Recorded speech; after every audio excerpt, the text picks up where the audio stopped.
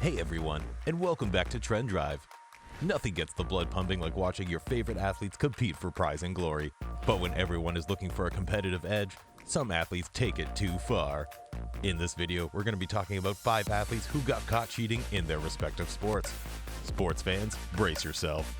But before we get onto that, go ahead and hit that like and subscribe button if you haven't already. It helps us out a lot.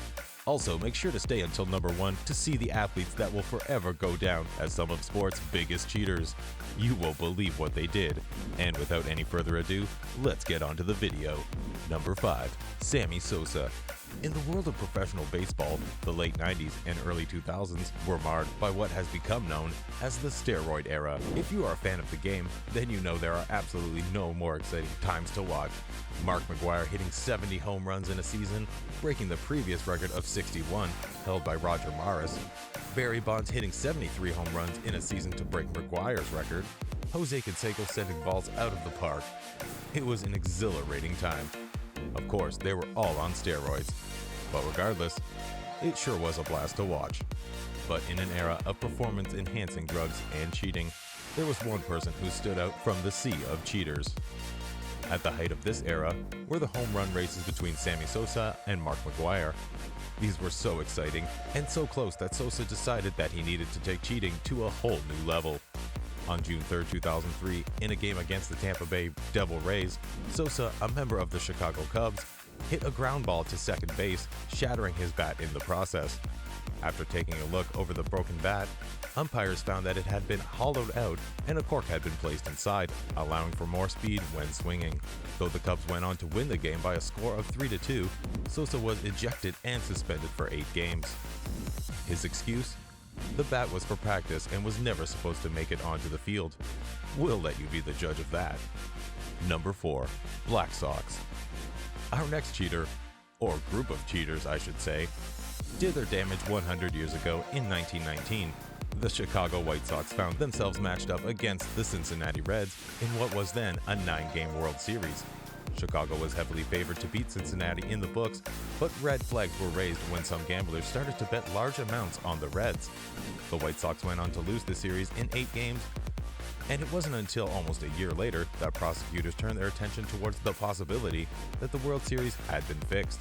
The 8 players involved confessed to their wrongdoings, but were eventually not guilty because of the fact that the prosecutors' paper records of the confessions magically disappeared.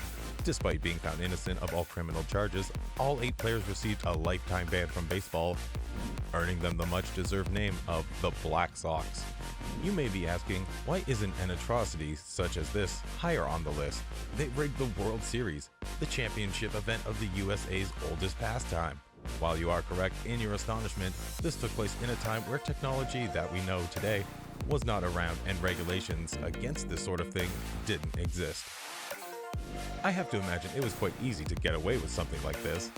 There's no telling how many games were fixed back then. You could never get away with this in today's society. Or could you? Number 3. Lance Armstrong. Lance Armstrong has been arguably the most famous name in the history of competitive cycling for a multitude of reasons, depending on what time period you're talking about. As a young man, he was a cycling prodigy before testicular cancer temporarily stopped his career in 1996. After heroically beating cancer, he went on to win an unprecedented 7 straight Tour de France titles from 1999 to 2005. It was one of the greatest comebacks in sports history, but that's not why he's on this list. For much of Armstrong's career, rumors of doping surrounded the athlete, some stemming as far back as 1998.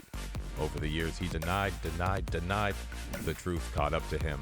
In 2012, following an almost 2-year investigation, the USADA accused Armstrong of doping. After deciding to not appeal USADA's decision, Armstrong was handed down a lifetime ban from the sport, though still public maintaining his innocence. As a result of the ban, many large sponsors, such as Nike and Anheuser-Busch, cut ties with the former cyclist. It wasn't until an interview on the Oprah Winfrey Show in 2013 that Armstrong fully admitted his guilt. As much as Lance lied and cheated, this one wasn't all bad. The Livestrong Foundation, Armstrong's foundation to help those affected by cancer, has raised over $470 million to fight cancer since it opened its doors back in 1997. You've got to take the good with the bad, I guess. Number 2. Rosie Ruiz.